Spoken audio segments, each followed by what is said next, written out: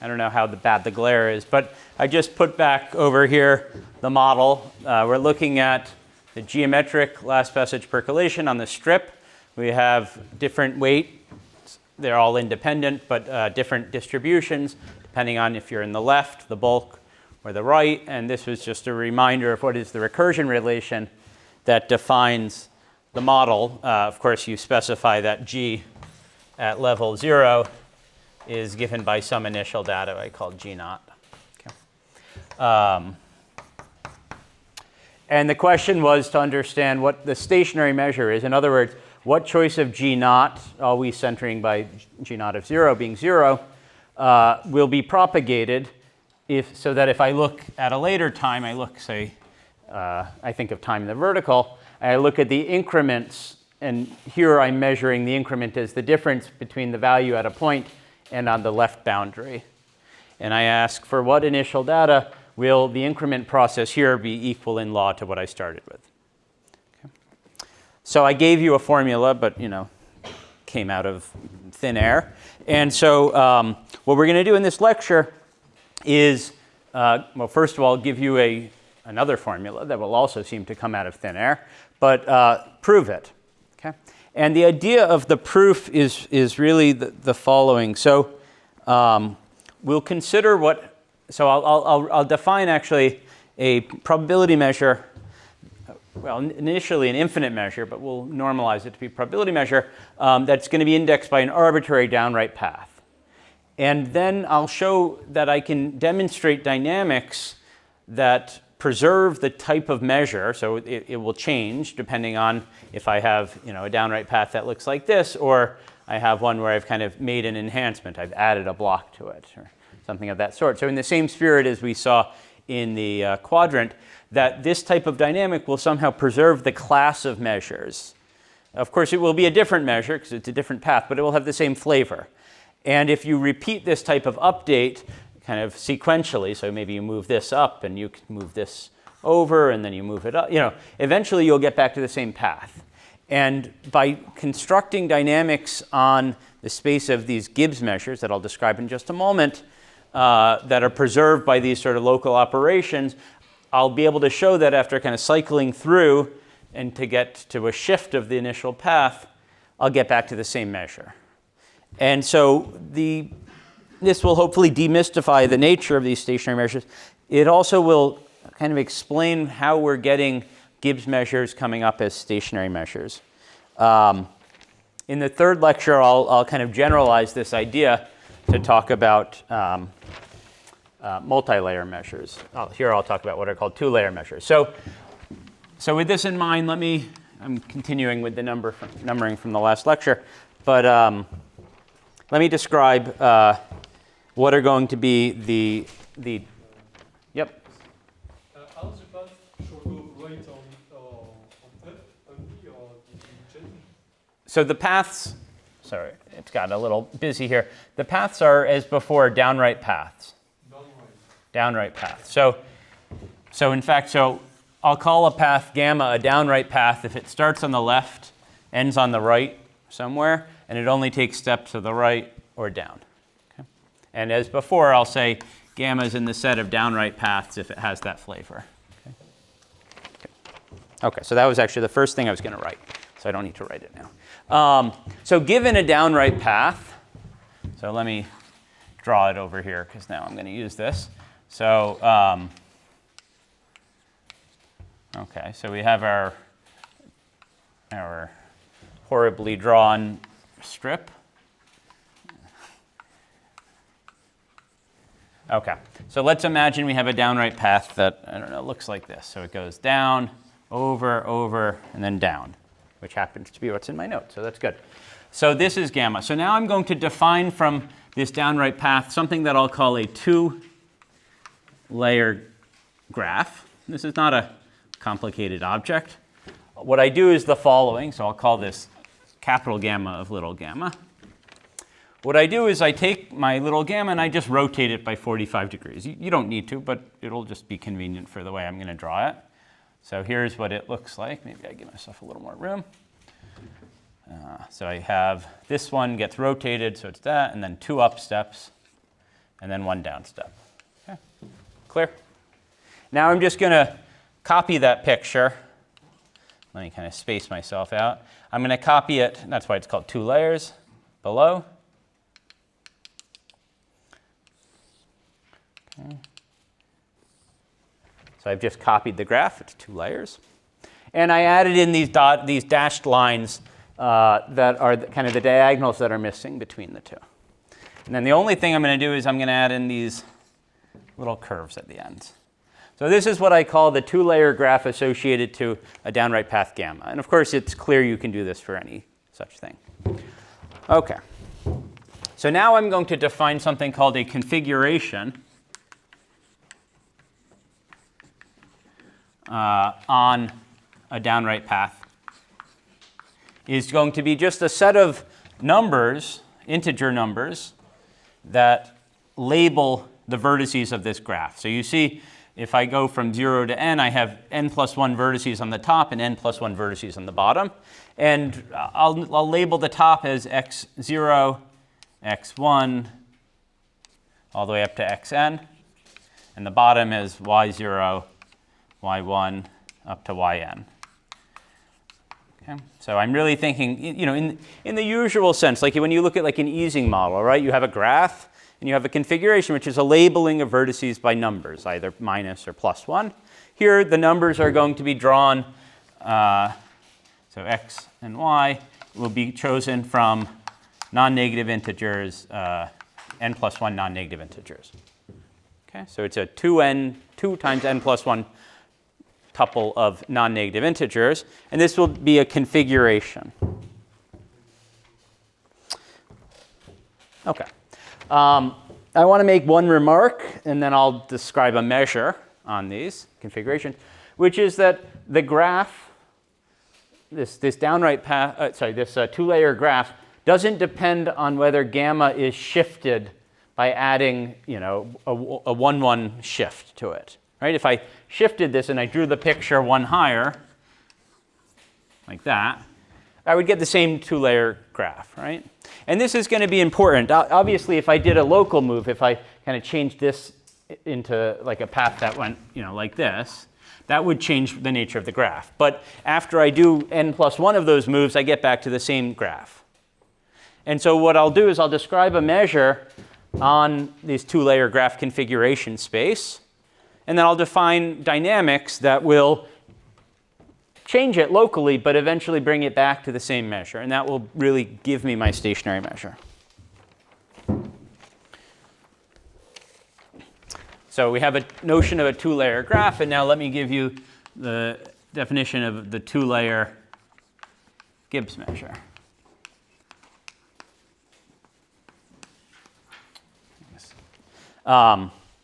Before that, let me give you kind of just a good motivation. So, it feels like we're getting into the weeds. We're talking about a particular model and about some particular, stationary measure for this. Obviously, people care about the model. It has nice connections to interacting particle systems and things of directed polymer models and things of this sort. But a kind of a grander motivation for studying this is the following, which is, so this model is kind of in a general class of models where you have these boundary effects and then some sort of bulk dynamic. And so I mentioned another model, this asymmetric simple exclusion process with these input and output reservoirs. But there's kind of a whole host of models of that sort, like particle systems in contact with sources and sinks. And so if you can study the asymptotic behavior of the stationary measure depending on the boundary conditions, asymptotic in the sense of n going to infinity, you get a nice phase diagram for the fluctuations and the sort of phenomenological properties of the model as a function of the boundary. And that should be universal.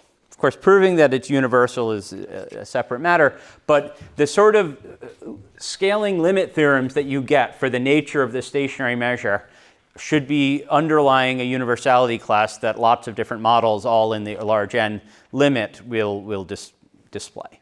Okay?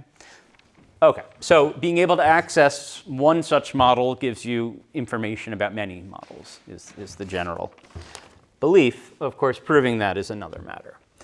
Okay, so what is a two-layer Gibbs measure? So first of all, it's going to be defined with respect to a given two-layer graph, and of course, as before, we have these parameters A, CL, and CR that satisfy that this tuple ACL, A squared, and ACR are all between 0 and 1. So the model needs to be well defined. Okay?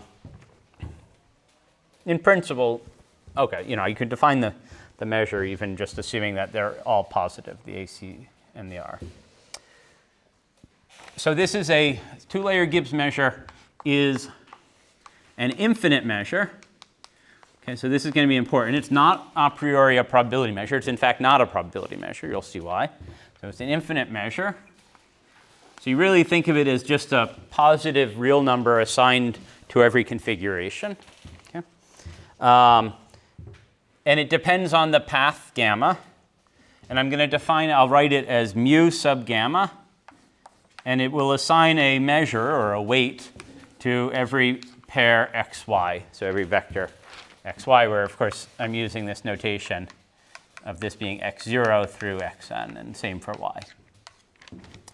And how is this going to be defined? It will be defined in the standard Gibbs approach, which is that I have a product over all edges, so E, which is in the set of edges, and I'll describe what those are in a moment for the graph, so edges of the two-layer graph, and then the weight of the edge. Okay, so there's some notation that I need to describe. So what do I mean here? So first of all, what are the edges of the two-layer graph? Well, the edges are everything that I drew here. So there are three flavors of edges. There are the solid straight line edges, which are kind of from gamma itself. There are these dashed interactions between the two layers, and there are the curved boundary interactions. Now, what do I mean by the weight of an edge? What I mean is given my x and my y, I write the numbers here. And then to each edge, I associate some real number in the following way. So I need to tell you what are these weights. So the weight of the curved left edge, okay, so this edge, if I have a number x and y, so if this is the configuration locally, I have this number x and y, this weight is going to be equal to CL to the x minus y.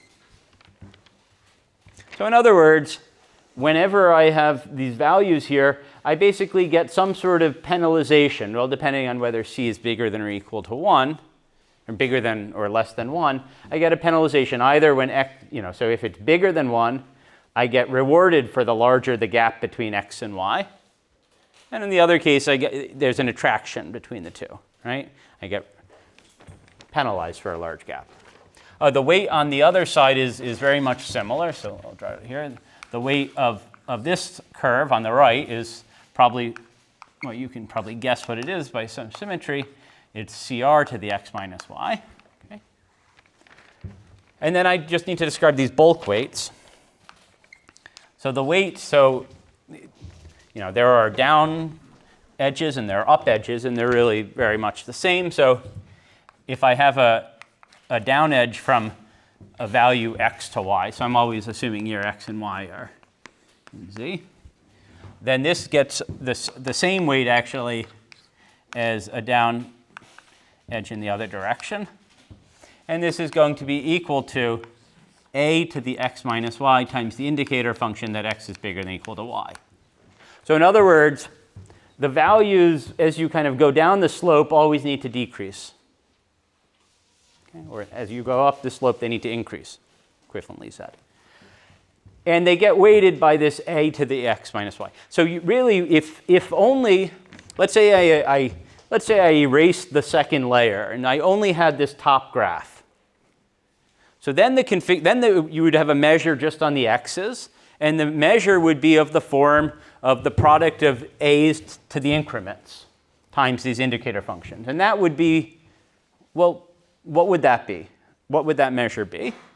up to normalization, it would be the measure of a geometric random walk where I either took geometric up or down steps depending on whether my graph went up or down. Okay?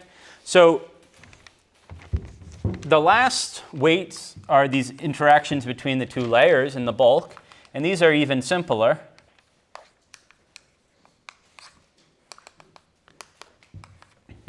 These are just enforcing non-intersection between the two layers. So this is just indicator function that x is bigger than or equal to y. So what you should really think of these two-layer Gibbs measures as being is I have a measure on an independent, sometimes taking down steps, sometimes taking up step, geometric random walk, and I have another independent geometric random walk. And then I have an interaction between those. And the interaction is basically a penalization or a reward based on how far apart they start and how far apart they end, and then non-intersection in between. Okay. So this is similar to the theorem 2 that I gave you, though theorem 2 has somehow been processed a little bit more. Okay, but this is the nature of the measures that I'm describing. Okay, so just for kind of concreteness, so imagine, I had a picture, this, I guess, n would equal 2 now. So here's a potential picture. It looks like a heart or Mickey Mouse.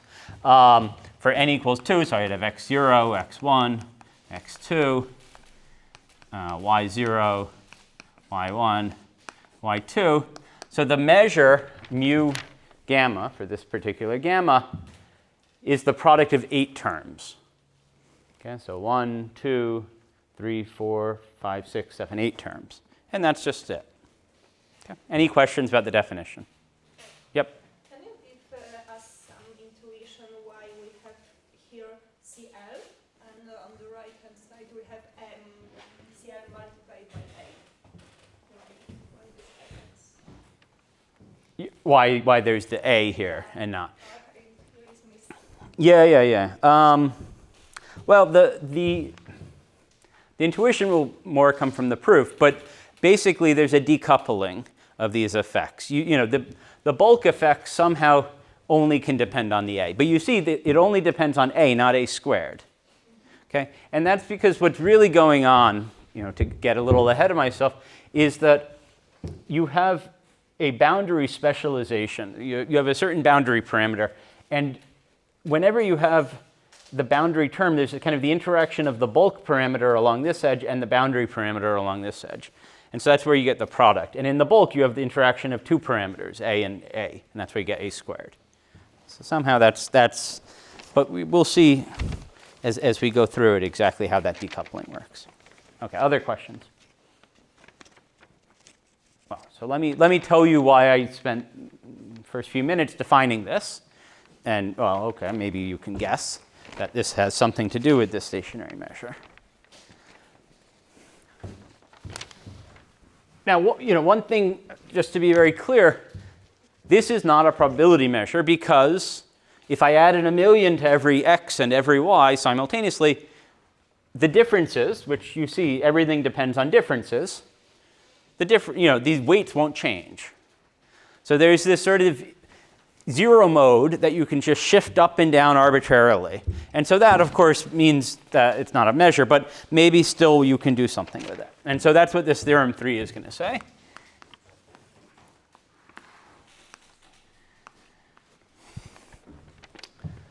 So theorem 3 assumes something. It assumes something that was not assumed in theorem 2, and we'll come back to how you go from 2 to 3, 3 to 2.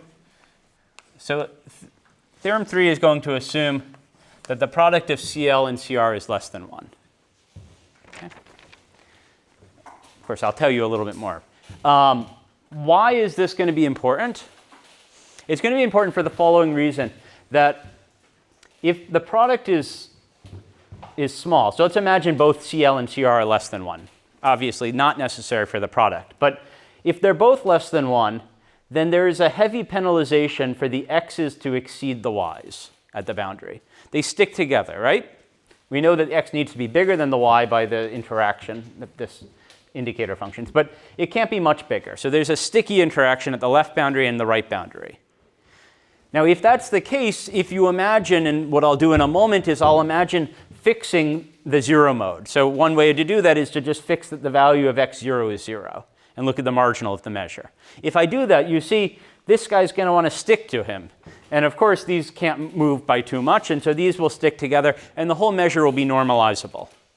On the other hand, if, let's say, both the c's are bigger than 1, then they actually want to repel each other. And so even if I fix this value to be 0, this guy gets more and more reward for being further and further away. And so the measure will still be infinite even once I take this restriction. Okay? Of course, the fact that the product needs to be less than 1 is a little bit more subtle. But actually, you guys will have an exercise, which is to prove that under this condition and only this condition, this measure will be normalizable. So, okay, so we're going to assume this. And I'm going to also, for concreteness, I'll mostly take gamma to be horizontal in what follows, but it's actually not necessary for anything in this theorem. Okay, but later we'll it's just nice to assume that. Okay, so then the statement is, if I look at the measure and I restrict myself to x0 equaling 0, okay, so all this means is that I just substitute x0 equals 0, and I look at the measure on the remaining quantities. Then this is now a finite measure. Not to say that its measure is 1, but it's a finite measure, and hence it's normalizable. So hence normalizable to be a probability measure.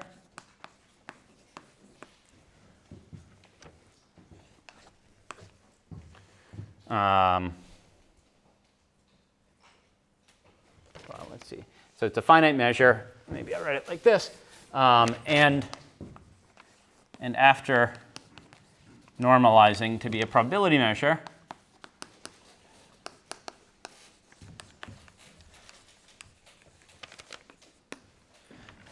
it is the unique stationary measure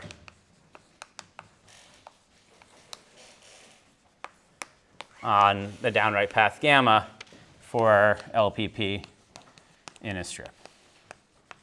You know, with the parameters A, CL, and CR.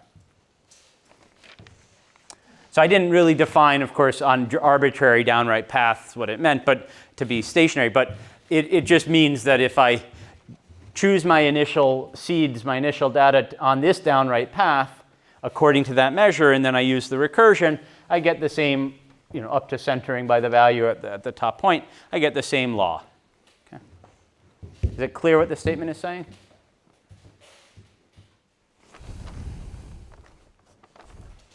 So just to be clear about this notation, let's see. Maybe I'll leave this picture. What this finiteness claim is really a statement. Maybe I can do it down here. That if I look at say z, which is the sum over all mu gamma x y, restricted to, so I'm summing over all x and y, but I'm conditioning on the fact that x of 0 is 0. So I'm restricting my sum to only be with x0 of 0. And if I do that, then this normalized measure, the probability measure of of what remains, so x and y, with the convention now that x0 is 0, is defined by the z inverse and then this measure conditioned on x0 is 0. Okay? So this is just explaining the notation. So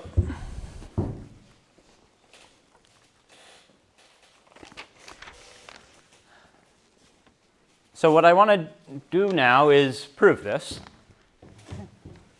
And there are steps and there are ideas, and hopefully both of them will come through. So So there are going to be 4 steps to the proof. So step 1 is going to be a proof of what I'll call Cauchy or Littlewood identities. Now I'm not calling these things to scare you, because you're going to see that they're really, really simple things. I'm calling them these because these are special cases or special variants of much more general types of identities that come up in the realm of symmetric function theory. And in fact, the whole technique that I'm explaining can be put into a much more powerful setting where it actually then produces stationary measures for a whole host of different types of systems, including this asymmetric simple exclusion process and lots of other models. So, the idea is to show that there is a structure behind this, something that kind of produces these measures in a meaningful way, but not go into that structure. So these identities will be kind of building blocks for, in step 2, I'm going to construct local Markovian, non-reversible dynamics that preserve 2-layer Gibbs measures. Now, what I really mean by this is if you give me gamma and a configuration, I can give you a transition probability to a new configuration indexed by gamma where I've added, I've kind of grown it by adding one elementary block, either a square or a triangle at the boundary. And the push forward under this Markovian transition probability of the Gibbs measure on gamma to a new measure, on gamma prime, will produce for me the 2-layer Gibbs measure on gamma prime. So that'll be the statement of this second step. But the important thing will be some version of locality, that this sort of update only depends in some local sense on the configuration. Step 3 is going to be to relate these dynamics somehow, because these are going to be dynamics on 2-layer configurations. So I'm going to need to relate this. So relate dynamics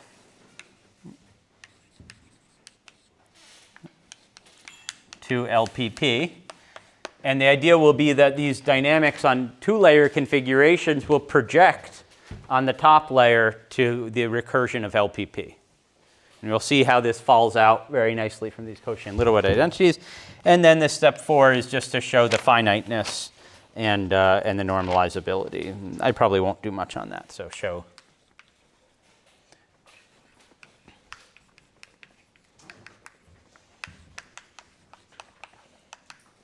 And finish the proof. So this is somehow not so hard. Okay. So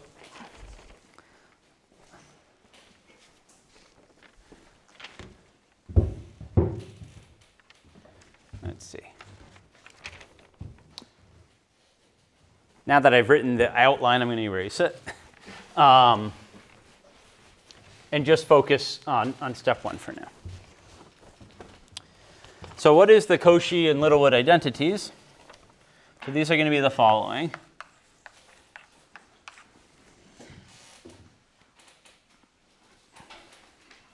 So the Cauchy identity is going to say it's a preservation of weight identity. So it's going to say that for all x, y, x prime, y prime in Z, and parameters a, b, whose product is less than 1. If I look at the weight, so I'm going to draw a very simple local 2-layer graph. So I have, this is always going to be a component, this is like the component of this 2-layer graph right around this vertex, right? if I have a configuration where I know the sort of outer values of x, x prime, y, and y prime, and then I have inner values, x tilde and y tilde, if I look at the weight of this, okay, I hope it's clear what I mean by weight. I always mean by weight that I have the product over all the edges of the weights of the edges. Okay, so you specify x, x prime, y, and y prime. Okay, and also A and B. And what I probably should have done here is introduce the notation that when I draw a label on an edge, I'm labeling the parameter that comes into the weight. So this will naturally have a CL associated, and this one will have a CR. And the diagonal dotted things don't have any parameter. Okay? So I can actually kind of have some inhomogeneity. I could have said this for A and B equal, but actually there's a much more general theorem which involves inhomogeneous weights which have this flavor. So it's also helpful computationally to separate out the inhomogeneity. But I look at this weight, and now I sum over the intermediate values of x tilde and y tilde in Z. Okay. So that you should think of this as a partition function. I'm kind of specified some boundary data, and I've summed over all internal states. That this sum is equal to the sum over, I'll call it again, x tilde and y tilde, of the weight of the configuration where I've made a local change. Essentially, in terms of my graph, my down right path, I've inverted this into a over-down step. So what that does locally to the graph is it flips each of these valleys into hills. And so I still specify the value, the boundary value x and x prime, and y and y prime, and I call the intermediate values x tilde and y tilde. And the statement is this equality. This is called the Cauchy identity. This is the simplest version of the Cauchy identity, that the weight of this configuration summed over the internal edges, or internal vertices, is the same as the weight of this configuration summed over its internal vertices. You see they're different configurations, though. Okay. Proving this is an exercise, and if you sit down and do it, you'll see it's a very easy exercise. It's essentially just relabeling a term in a sum. Okay? There's a generalization of this which involves multiple layers, arbitrary numbers of layers. This becomes what's called the Cauchy identity for signatures of arbitrary length, and then you can build out of this the Cauchy identity for, or skew Cauchy identity for partitions has a similar flavor that we'll encounter a little later as well. Okay, so this is the Cauchy. Any questions about this identity? Yep. First, I'm a little bit confused with the definition of the weights. Mm-hmm. That middle line, the little x and little y are the same layer? It doesn't matter. So, any edge that looks like a solid line will have that type of weight. So if it's on the lower level, then you use the y's. Yeah, okay. So maybe the confusion is x and y. Yeah. In fact, it should probably be like x and x prime, or y and y prime. So yeah. And this exercise, why is it an exercise and not like immediate? Oh no, well, if it's immediate, that's fine. It's something simply, I just want you, well, it's not immediate in the sense that if I look at it, it doesn't, okay, maybe it's immediate to you. Okay, maybe my question is not good. Well, okay, I think if it seems immediate, then you should do the exercise. Okay. Because what I mean is that it doesn't seem immediate to me until you start writing down what the two sides are. And then you can just immediately confirm it. But it's not like, is it graphically immediate that this is true? Well, okay, I'm sorry, I should have, I forgot to write something here, which is that the A's swap with the B's on the side. Sorry. Maybe it's still immediate. Maybe there's some nice symmetry where you flip the picture over and you can kind of see one as the other. Yeah. So yeah, in your notes, I think x prime and y prime of g are switched. So is it on purpose or is it just typo?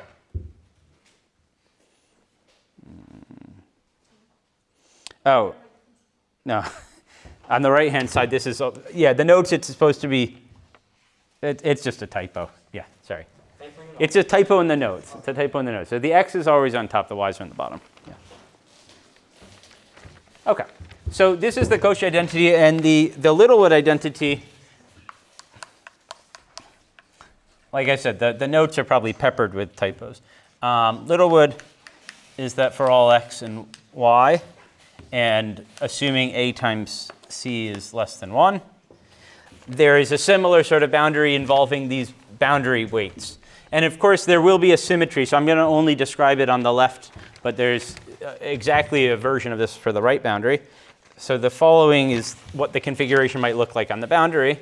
So you have x and y, and then I have my, I don't know, it looks like somebody kicking, okay? X tilde, y tilde. I look at the weight of this.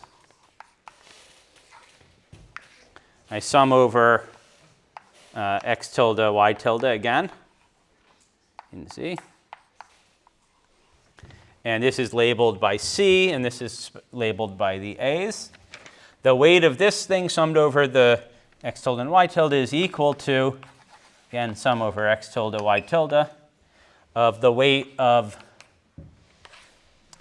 I don't know what picture this looks like until I draw it. So x, y, x tilde,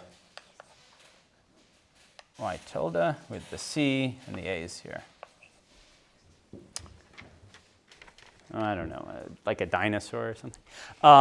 Anyway, so this is the Littlewood identity. It's basically saying that the weight of this configuration summed over its external, so now I think of fixing these values and summing over the thing to the left, is the same as doing it but with the graph where I've changed.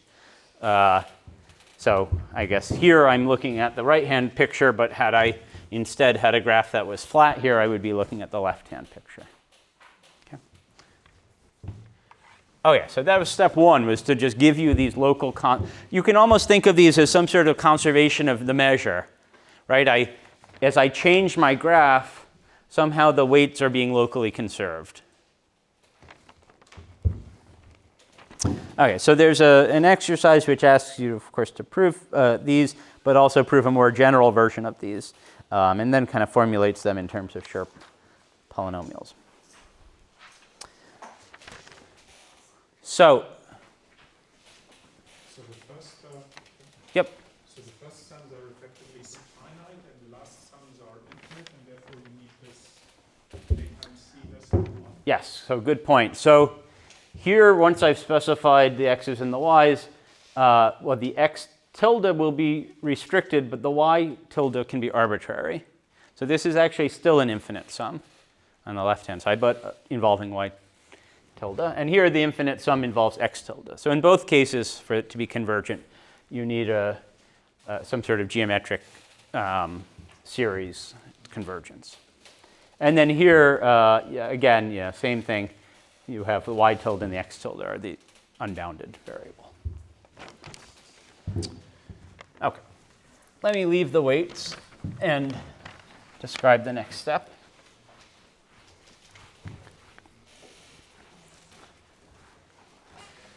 So once we have these weight preservation properties, and we want to use this for something, and the idea is going to be the following. So I'm going to consider a downright path, gamma, and then a new downright path, which only differs by a single local move.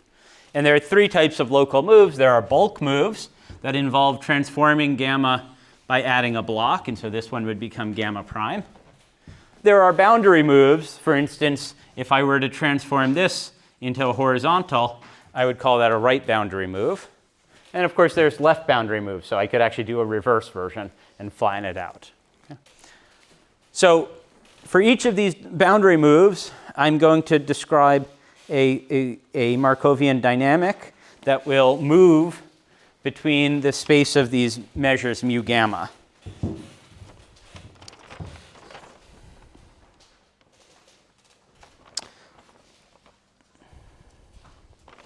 So what I'm going to be looking for overall is the following thing.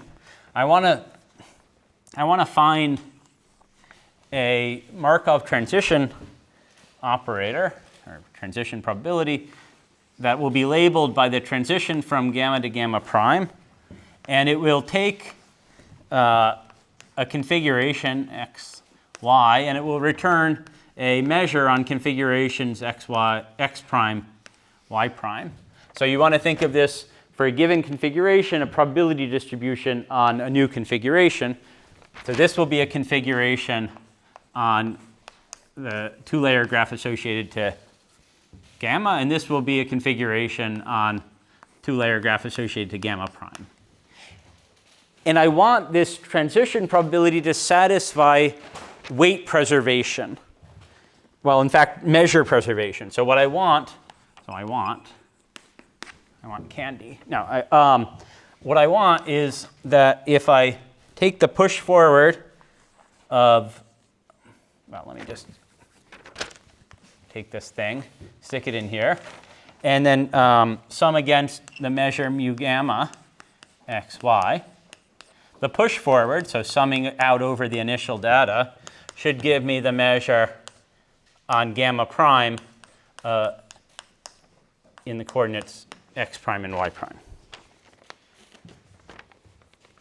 Okay, so if I can prove this, then I'm in good condition, because what this will mean is that this Markovian dynamic, I haven't said anything about what this is, but this is just kind of a general thing. Okay, if I repeat this Markovian dynamic from gamma to gamma prime to gamma double prime and gamma, I keep making these local moves, I can go from gamma to a translate of gamma by n+1 local moves. And what this will tell me is that for whatever the heck this dynamic is, composing n+1 of these local Markovian dynamics or dynamics will result in a Markovian process on the two-layer graph for which the measure mu gamma is stationary. Okay, so it's a little abstract because you don't know anything about this thing. But if you had such a thing, then you get some Markov process that is kind of indexed, moving through the space of these stationary of these two-layer graphs. But eventually, it comes back to itself because the two-layer graph comes back to itself as well. And the two-layer graph doesn't care that I've shifted gamma by +1, 1. Okay. So what I need to do is demonstrate solutions to this equation. This is some consistency equation. And in order to make contact with this, I need to demonstrate some sort of solution that has something to do with last passage percolation. Okay? Now, really what I'm doing is somehow backwards, because I could have just said, okay, let me just search for solutions, and whatever I get out of it hopefully will be interesting. And so let's kind of almost take that approach. Forget about LPP for the matter, and let's just look for solutions to this. Now, of course, this is like a very, very general class of transition probabilities. You just need something that preserves this measure. So, but I use this term local, and I haven't said what that means. So what local should mean is that when I'm updating just at one site, so I've updated this vertex, now along the path now becomes this vertex. Right? The graph, the only change, so the graph kind of does this inversion. It takes this step from this type of picture to this type of picture. And by local, what I want is I want that the values of my configuration only change at the site that I'm updating. Okay, it would be non-local if kind of an update involving this local, involving the configuration kind of updated the whole thing. That would be non-local. So when I do my update corresponding to gamma prime, I should get a measure on configurations on the new graph where I have the up step, but it will act as the identity on all of the coordinates except for y1 and x1 and y1. Okay, so what I really need to do is describe to you, well, and moreover, one more notion of locality is that the way that I update x1 and y1 should only depend on its boundary values, x0, y0, x2, y2.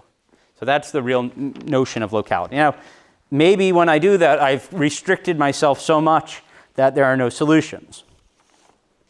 But no, there are solutions. So let me kind of formulate the local version of this. Okay, so let me erase this.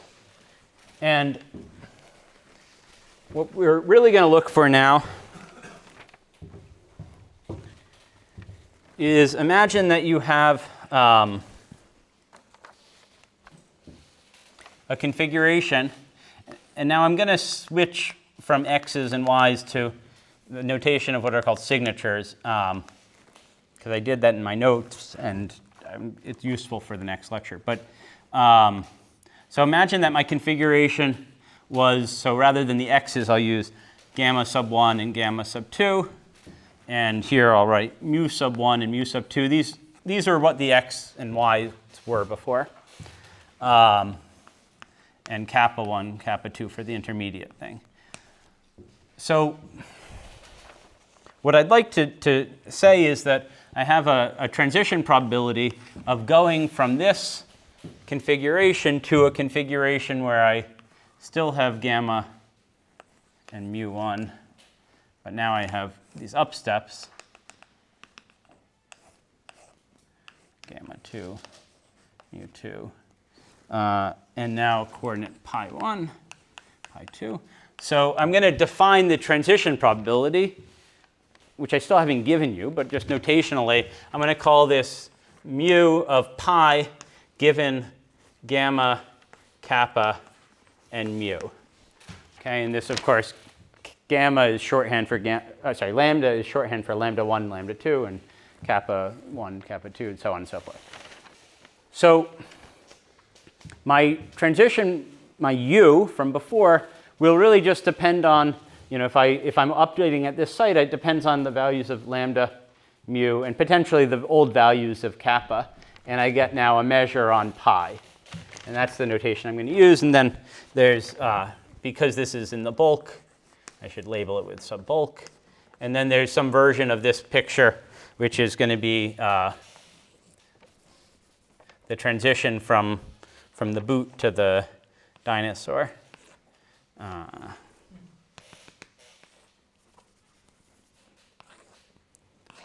So if I have lambda 1, lambda 2, kappa 1, kappa 2, the probability to go from this to this, pi 1, pi 2, I'm going to denote by mu left, and then there's a similar thing on the right of pi given lambda and kappa. Okay. So I still haven't told you what these are, but I'm going to tell you what they should satisfy in order to preserve the Gibbs measure. So my u, the overall u, will act as these objects in the coordinate that I've updated, and it will act as the identity on all the other coordinates. And the consistency relation that I want them to satisfy is going to be the following. And maybe now I'll erase that.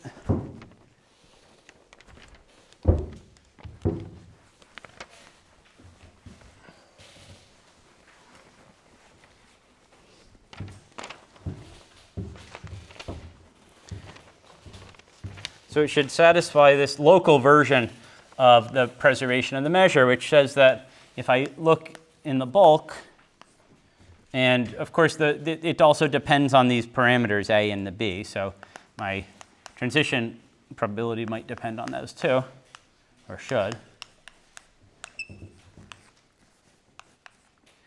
That if I sum out over kappa 1, kappa 2, that this times the weight of this configuration that I was just drawing over here, with lambda, mu, and then kappa in between, and specializations A and B on the edges, that I should get back the weight of the new picture.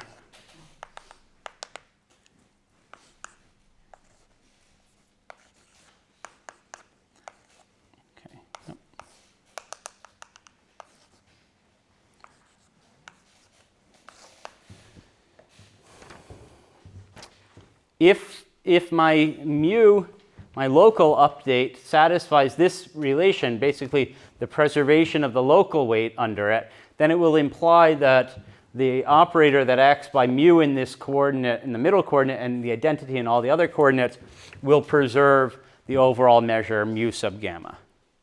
This is a local form of preservation. And then, you can obviously guess what the analogous statement is in the in the left boundary. Is a statement given. I take my boot, I sum over the boundary value, the kappa, and I get the weight of my dinosaur. I guess like a brontosaurus or something. It's like eating some food. Okay. And I have my C and my A's as the weights labeling this. So these are really the equations I want to solve. I really want to solve these equations. Is it clear why I want to do that? Obviously, I haven't done it yet.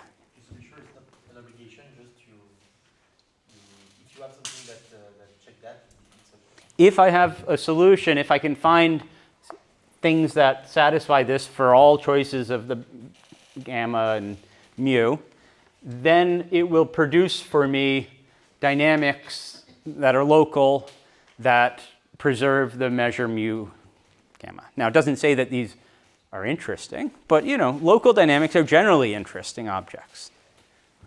So how do we solve this? Any ideas?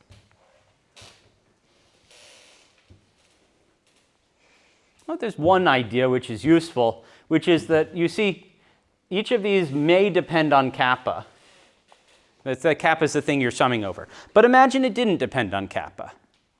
So in other words, the way that you update your configuration locally only depends on the boundaries. You don't really care anything about your history. So this is like the opposite of Saint-Flour, right? You see, it would be like if they tore down the whole building and just built a new building here, as opposed to kind of building on top of it. So this is the sort of destructionist approach, which is just forget about kappa. And now look for a solution. Now when you forget about kappa, you see this factor just factors out, right? This just factors out. So let me erase kappa. I'll take my sum inside. And now I ask, can I solve this? Well, there's only one way to do it, which is to just bring this over. And so I get a solution, and obviously the same thing goes on here. I do that, I bring my summation here in kappa, and I get a solution. Now maybe it was a bad solution, maybe it's not a useful one. Well, it turns out that what you get is actually very useful. So before I write down what you get and what it really means, let me note that there are other solutions that do depend on kappa, and we will encounter such solutions later when we talk about the RSK correspondence and the Yang-Baxter relation. These give you other ways of solving these sort of fundamental equations. But this is the simplest, and it's useful. Okay, so what do I get out of this? What does my mu bulk look like? Well, you see, this is just a normalization constant. In fact, by the Cauchy identity, this sum over the intermediate weight, the weight of this configuration summed over kappa, is the same as the sum of, well, actually, it's the same as the sum of this over pi. So when I bring this over, I do, first of all, get a probability measure in pi. And the probability measure is up to normalization just proportional to this weight. And the same is true in mu left. By the Littlewood identity, it's just proportional to this weight. Now, if you look at this weight here, you can make a very nice observation, which is that the first coordinate, the top line coordinates, are themselves marginally Markov in both of these pictures. And what do I mean by this is, if I know what lambda 1 and mu 1 is, or are, if I know what they are, the value of pi 1, or the weight that this configuration assigns, is of the form, the indicator function that pi 1 is bigger than lambda 1, an indicator function pi 1 is bigger than mu 1, times b to the difference of these values and a to the difference of these values. And then a bunch of other stuff that doesn't involve pi 1. So the law of how to update pi 1 only depends on what lambda 1 and mu 1 was. And in a very, very simple way. In other words,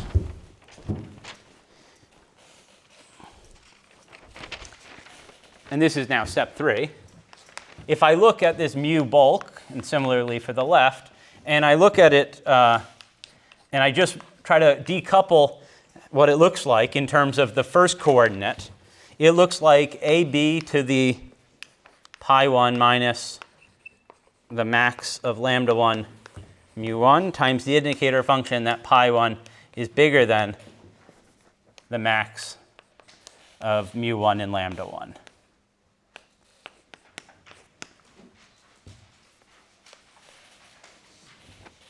Right? Again, and this is maybe going to your question from before. So we see, there's, of course, other terms in the weight, but the only terms involving pi 1 are the interaction between these edges.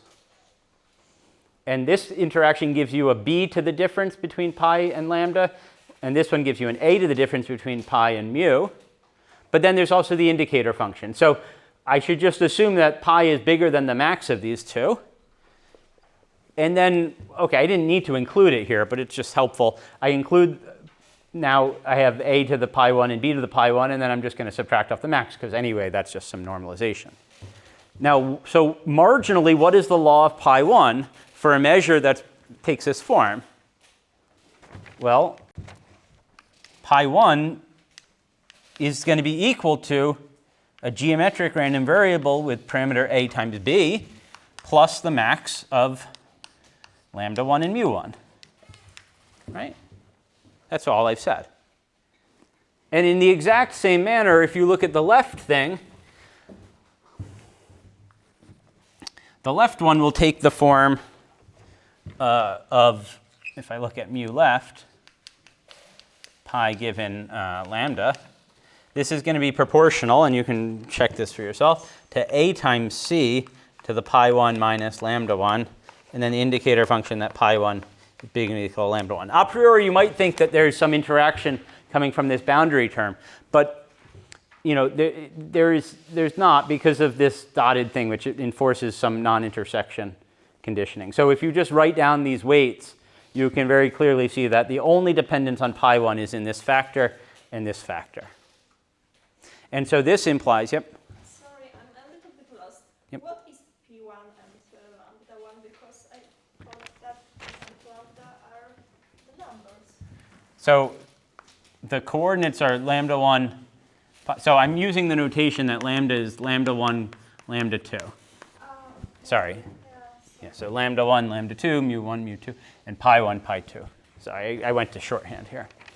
So again, and this one is pi 1, pi 2, lambda 1, lambda 2. Okay, so on and so forth.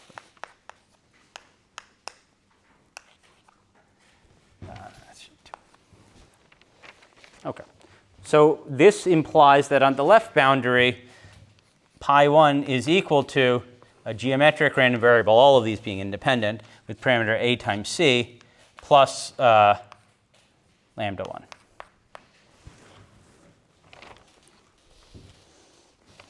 And then there's a similar thing on the right boundary.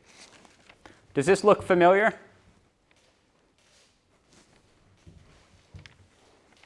It's LPP, right? It's last passage per collision. So what this is saying is that the dynamics that we've constructed just by use of these Cauchy identity is precisely, when restricted to the top layer, the recursion of last passage percolation. Now, of course, it's something interesting even on both layers, but okay, let's forget about the second layer for now. So that means we're almost done, because what this is saying then is that if we look at, and this maybe I won't, this is step 4, you can look in the notes. So the punchline is now that if I take my measure mu gamma, and I act on it by these local Markovian updates. So I kind of change my gamma, I add a block either in the bulk or a triangle at the left or the right. First of all, because of these consistency properties, it will map mu gamma to mu gamma prime. And second of all, the marginal of that on the top row will act as LPP, and so it will take the marginal of this measure, which was the measure that I was talking about in the theorem, and it will push forward to the marginal of the updated measure on the new path gamma prime.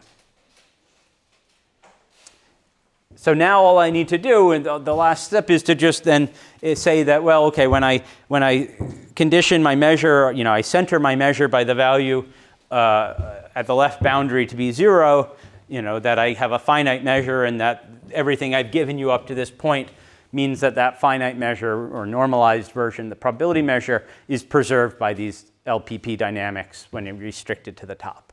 But this is somehow not a hard thing, and let me check the time.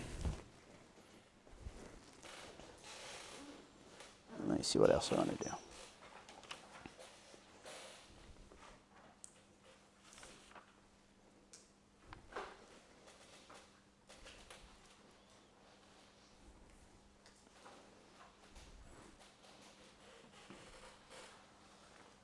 Okay, so I worked the details of how you kind of conclude the proof are in the notes. There's too much writing, so let me not give you the final details. Is that okay? You kind of get the punchline already, right? So you get LPP out of this marginal, and so the marginal of your measure is going to be stationary. Even though it's an infinite measure, it's a priori it's going to be stationary for the LPP dynamics. And then when you normalize it by fixing this sort of overall height shift, you get a normalizable measure that is then the stationary measure for LPP. Okay. Any questions at this point before I go back to theorem 2 and prove that? There's almost a philosophical idea here, which is that we go to a larger structure, right? We were interested in LPP, but we enhance it. So we go to a bigger structure, but at the bigger structure, we can get very simple dynamics, things that are just very, very local.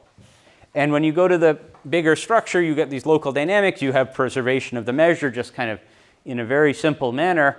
And it's only then when you kind of mod out, when you integrate out over the sort of auxiliary variables, that you get a more complicated object. This is a general thing that happens in integrable probability or even in just mathematics. Oftentimes by adding in parameters or adding in dimensions in space, you somehow linearize your motion, you simplify your system. All of this is kind of a similar philosophy at play. Yep. This is all still under this assumption that the functions they don't depend on kappa, right? They don't depend on these. This is under that assumption, exactly. And so what you can do, if you're interested, you can, sorry, this is probably not kappa, is you could try to find or construct other solutions that do depend on kappa. This is the only one independent of kappa, right? It's clear that this needs to be. But you can try to find other solutions. And, well, any solution you find will be inherently interesting. It won't necessarily have the property that it's marginally Markov on the top level, right? Here that came because everything was proportional to the weights, and the weights factorized in this nice way.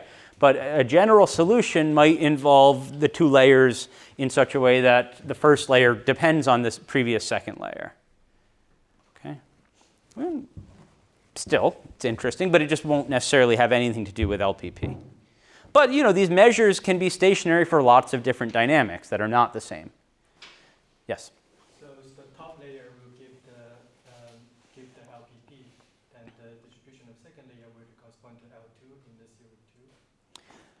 theorem 2? Yeah, so we're going to see this when we go into the proof, exactly what the second layer has to do with theorem 2. There's a related question, which was, does the lower level have anything to do with LPP? Period.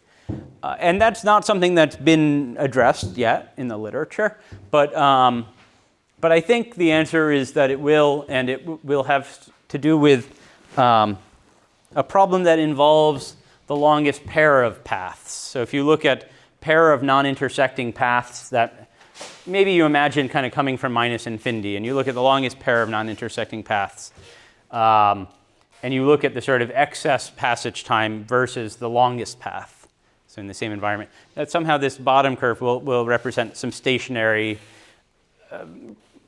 law of this difference of, this sort of excess passage time of looking at two paths versus one. But anyway, this is not something that's really been worked out so much. Okay, so let me try to prove theorem 2 to you, and then if I have time, let me kind of talk a little bit about how this picture also generalizes to the context of directed polymer models. Okay, so even though I spent so long writing this, I don't think I need this anymore. And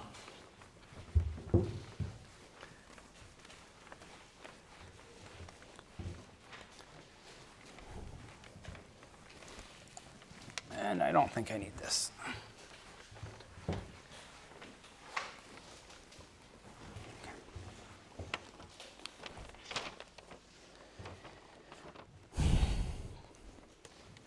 So the measure, so this is going to be a proof of theorem 2, given theorem 1. So the measure mu gamma xy, as we noted before, it doesn't depend on the overall shift of x and y, right? If I add 1,000,000 to everything, it doesn't change. Now another way of saying this is to rewrite it in the following coordinates. So I'm going to rewrite this into a set of coordinates I'll call the measure that I get by this change of variables mu hat. And it will depend on a single variable I'll call delta, and then L1 and L2. And of course, I'm doing this to make contact with the notation from the previous theorem.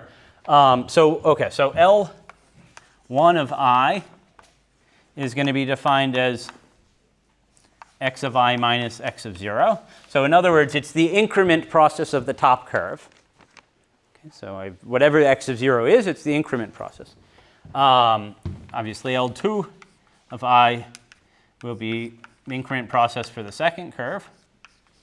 Okay, so I equals 0 to n. So now, of course, L1 of 0 or L2 of 0 will be 0 by definition. And then delta is going to be the difference between x0 minus y0. Okay. So the measure only depends on these quantities. You see it doesn't, again, all of this is just, these are only depending on differences, right? Because, again, shifting everything by 1,000,000 doesn't change the value of this mu gamma. So that's not a coordinate that comes in, that mode. Okay. Now, the measure that came into the theorem 2, now I'm kind of working in a slightly more general setup of an arbitrary downright path, not just a horizontal path. But the theorem, the marginal law of L1, so this is going to be the marginal of this mu hat. So I'm going to sum over L2, sum out over L2 in z to the n, and then sum out over delta in z, my mu hat gamma delta L1, L2. And then, of course, divide by the thing where I sum out over L1 as well. So L1 and L2, and then delta.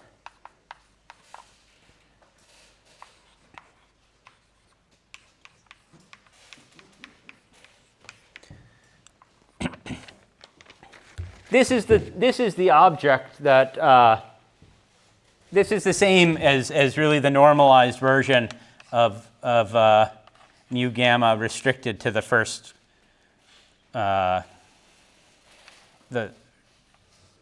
restricted to having x of 0 equals 0, and then thought of marginally as a law on the first coordinate, right? This is from this theorem too. So this is the thing that I know that I've already established is the stationary measure for LPP. Okay, so this is the stationary measure. This is the stationary measure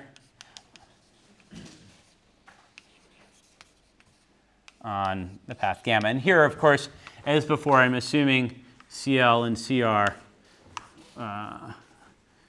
less than 1 in order for this to be normalizable. So in order for this denominator, which is what I had called Z before, to be finite.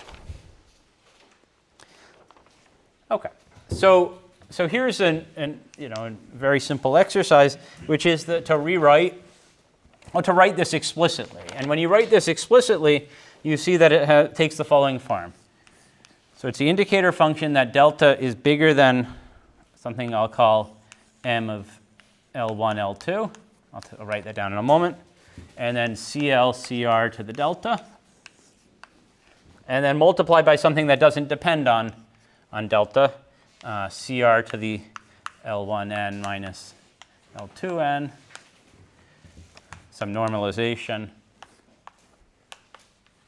and then this PGO with A increments L1, L2. So this PGO, this was this probability measure for two independent geometric A random walks. And I guess this depends also on gamma because, okay. I guess, okay. I'm not claiming this. I'm claiming for gamma equals the horizontal path. There's a similar formula for general gamma, but let me not try to write it down, just slightly more complicated. So this is an exercise to prove this, and what is this ML is the thing that came into the formula in theorem 2. It was this max, this running max of L2j minus L1 of j minus 1.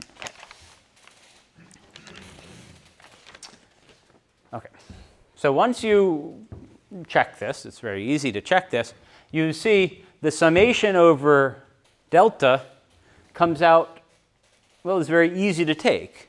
Right? The summation over delta just affects this top. So I can sum out over this interaction term between the distances between the first and the second curve. When I do that, you see this is just a geometric summation that starts off at ML. So in other words, what I get after the summation is I get that this quantity is going to be equal to whatever it's supposed to be equal to. It's going to be proportional. Let me put in the proportionality. You can even compute what it's equal to, but CL, CR to the M, L1, L2, and then the rest of the stuff from before, L1n minus L2n, and then this PGO.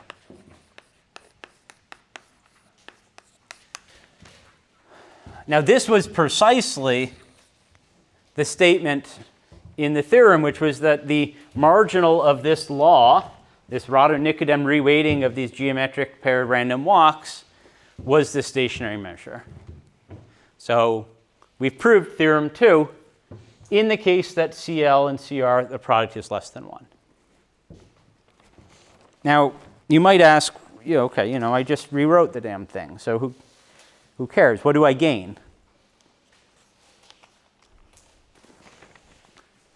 Well, this is kind of like saying, I have the summation of a to the k equals 0 to infinity, and I know this is 1 over 1 minus a. What's the point of rewriting it? But of course, 1 over 1 minus a has an analytic continuation to the whole plane except for 1. And this, of course, doesn't. This is infinite. So the point is that after I've taken this summation out over delta, and I've basically used the thing I just erased, what I'm left with actually becomes somehow analytic in the parameters and allows you to extend. And so the last thing I want to, well, let me see how we're doing on time. Oh, okay, I have a little bit of time. So I want to explain just a little bit about how that works, and then maybe tell you one more thing. So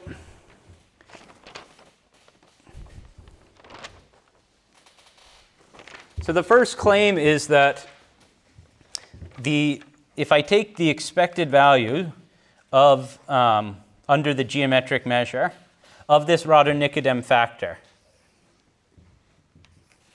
Okay, so this x geo is the integrating over this measure in L1 and L2 of this factor. I already know that this is less than infinity, and this is finite for CL times CR less than 1. But the remarkable thing I was just alluding to is that this is actually true for CL and CR also bigger than 1.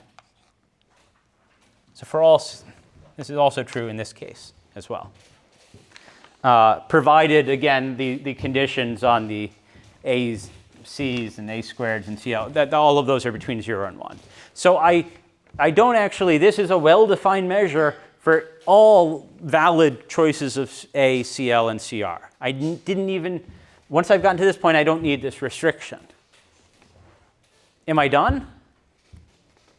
Not quite, right? Because just because I have a formula that now makes sense for other values, it doesn't mean that it has any meaning in relation to the model, right? I just have a formula. So the last step is to show that actually the stationary measure depends in some analytic way on its parameters. And what do I mean by this?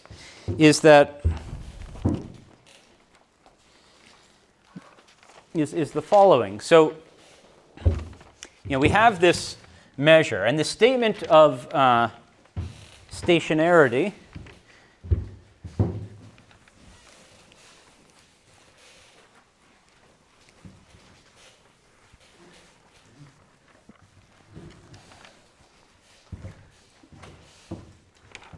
can be phrased in the following way,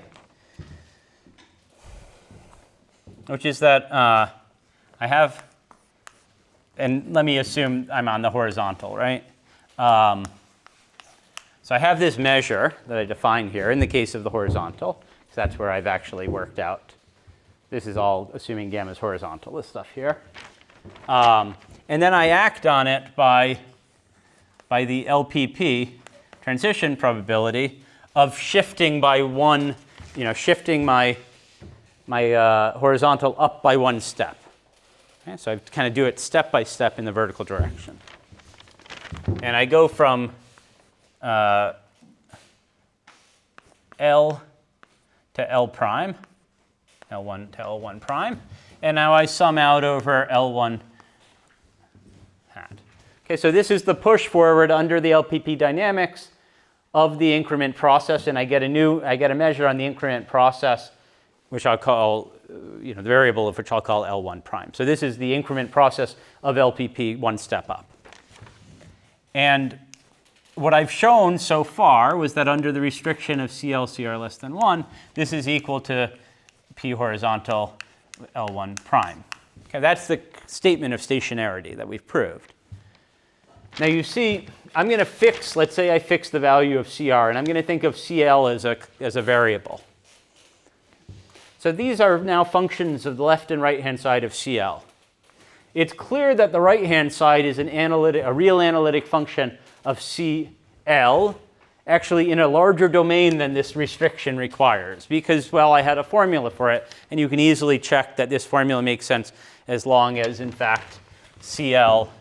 So I don't need that it is less than 1 over CR. I just need that it's less than, it's between 0 and A inverse in order for this to make sense. That's essentially what this statement is, this finiteness statement. So the right-hand side is a real analytic function in this variable. The left-hand side is more complicated. It's a summation. It's an infinite summation. But it's a power series, and it's convergent. And it's a convergence of the radius of convergence is the same here. And so by simple complex, well, not even complex analysis, you conclude that the left-hand side is also a real analytic function of the parameter. And so by uniqueness of analytic continuation of real analytic functions, you get that this equality extends without this condition. And so that completes the proof of theorem 2. Okay.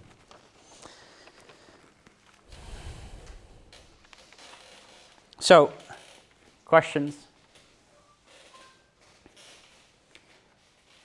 So let me kind of summarize and then tell you one more thing. So, you know, we were able to construct, in the previous lecture, we constructed the stationary measure for LPP in the full space in a very simple way. We did this local construction where we kind of postulated, well, we would like to have a preservation of this local product measure. We'd like it to be satisfied through the local updates. And when you write that, you're kind of left to, well, you could approach that as saying, I'm going to search for things that solve that have that property. And you find that the geometric product measure has that property. So here what we did was we kind of expanded our scope. So we no longer just looked at LPP. We kind of took a backwards perspective, is we looked at these two-layer graphs, and we defined these Gibbs measures. And we defined dynamics on them. And that could, by definition almost, preserve these measures. And then it fell out that it happened to be marginally in the top level LPP. So it was almost backwards, almost by chance. What we'll do in the next lecture is I'll try to explain to you that this is not by chance, that there is a bigger structure that is kind of suggesting or predicting the fact that these types of measures or these types of local dynamics and local Gibbs measures should arise when studying stationary measures. And that will be the structure of Schur processes, which will kind of generalize much of what I say, though I won't really deal with boundary versions so much in what follows. So this is a little bit something that I'll stop discussing, the boundary effects. Let me, so in the notes I have kind of two remaining anecdotes. I think I only have time to mention one of them. The one I won't mention is about the connection between these measures and matrix product ansatz. And so you can look at this as observation 1. And the basic message there is that you can rephrase these two-layer Gibbs measures in the language of matrix product ansatz, but you find that it's very complicated, and it would have been a priori very hard to kind of guess a solution. But observation 2, so some of you may have studied directed polymer models before or seen work about this. So what a directed polymer model is it's really a transformation of this last passage percolation model where you go from the language of max plus operations to the language of addition and multiplication. Okay, so in other words, rather than taking the max of these two things, you would take the sum of them, and rather than adding the W to each of these, you would multiply weights by this. So what happens is the last passage time becomes partition functions. Basically, you're looking at the sum over all paths to a point, maybe multiplying by whatever the initial data is at a given location, the sum over all paths of the product of weights along those paths. Okay. And in that language, the notion of stationarity is no longer about differences, but rather ratios. Okay, so the ratio of partition functions on downright paths should be stationary if you shift the path up and to the right, something of that sort. Now, it turns out that there is an analog of the geometric distribution that has very nice properties. If you look in the plane, for instance, you have the property that on downright paths in the plane, you have nice product measure. So this is something called the log gamma or the inverse gamma polymer model. It's introduced by Seppäläinen. And it involves weights that are distributed according to well, it depends if you're in multiplicative or additive coordinates, but the inverse of gamma distributed random variables. So it's a very nice class. In fact, the weight preservation property in the plane corresponds to a nice property of how do inverse gamma random variables transform under certain local operations. That's kind of a classical result. So for that model, you can ask about the stationary measure, and what ends up happening is that the stationary measure takes the exact same form as the measure that I described here, involving these two-layer Gibbs measures and the product of weights and all of that sort of jazz, with the only change being that terms that were indicator functions, so indicator that x is bigger than y, all that happens is that this transforms into, well, let me write this as x minus y bigger than or equal to 0. It transforms into the function e to the minus x minus y. This is the main change, is that indicator functions get softened. So whereas this function, if I put, let's say, I don't know, gamma bigger than or equal to 0, this will look like the function which is a step function. Here this will look like some sort of softened version of the step function. So that soft version gives you a soft, so now if you remember your picture of these two-layer Gibbs measures, and I said that you can think of these as some interaction between two geometric random walks, what happens is that now you have, rather than non-intersection, you have this sort of soft conditioning, this exponential conditioning that relates the two paths. And if you work through and you kind of go from theorem 3 to theorem 2, you get a similar picture here, except what replaces, the only thing that really differs is that, again, this max thing gets replaced by an exponential functional of the difference of these two paths. And so that gives you a way to exactly access the stationary measure for this model. Now, one nice thing about that, and then I guess I'll probably close, is that when you go to this positive temperature setting, there's an effective inverse temperature that comes along with you. Okay, so there's a parameter associated to the exponential to the inverse gamma random variables that plays the role of an inverse temperature, and there's a way of taking that parameter and scaling it, as well as scaling n, the system size, in such a way that the partition function evolution equation becomes the solution to a stochastic PDE, which is called the stochastic multiplicative noise stochastic heat equation. And the boundary conditions, the boundary terms, which still arise in this inverse gamma random polymer model, end up inducing a boundary condition on that stochastic heat equation on an interval, which are of Robin type, this mixed boundary conditions. So what you get then is, by taking a limit of these stationary measures, is you get a stationary measure for the stochastic PDE. So at the level of the stochastic heat equation, it's a stationary measure for the ratio of solutions.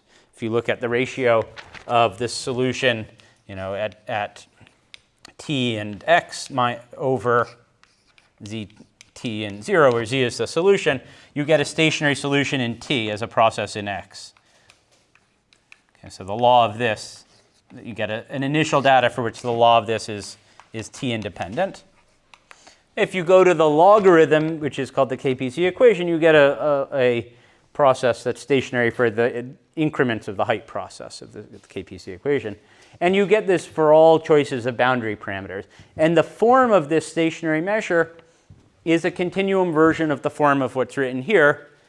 And maybe I'll write it and then stop. It ends up being of the form of a one-dimensional Liouville quantum gravity measure. Well, there are two forms. You can either write the theorem 2 or the theorem 3 version, but both of them are nice. One of them, actually, the theorem 2 analog, ends up being related to a measure that Haria and Yor introduced in 2004, having to do with reweighted exponential functionals of Brownian motion.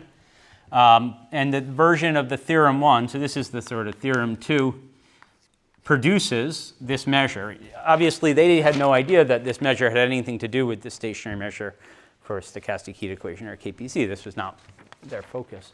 But the theorem 3 measure ends up being related to one-dimensional Liouville quantum gravity, and it looks like the following measure. It's basically, you have a Brownian motion. Well, really, it's a pair of Brownian motions, but you can think of a Brownian motion that has an arbitrary starting point, arbitrary ending point, and it has some sort of linear potential on how high it starts, and a linear potential on how high it ends, and then an integrated exponential potential. So the real important thing is the energy inside is like something like, if this is h, so h I'm thinking of as the log of the z, I have something like the integral of h, I don't know, x from 0 to 1, maybe with a minus sign. So my energy takes the form of something like u plus h 0 minus this minus plus v times h of 1. Okay. Anyway, so you get some expression where you have a reweighting of a Brownian motion according to this type of boundary and then bulk Liouville quantum gravity measure. And this is all contained in this type of object through various limit transitions. So it would take me, a week to really develop all of that. So I'm not going to. But I gave you some references in the end of lecture 2 that will tell you more about this. Okay, so when we come back tomorrow, we're going to pick up and kind of build from this approach the notion of Schur processes, and then spend another lecture or 2 talking about Schur processes. Okay, so let's go eat. Thank you very much.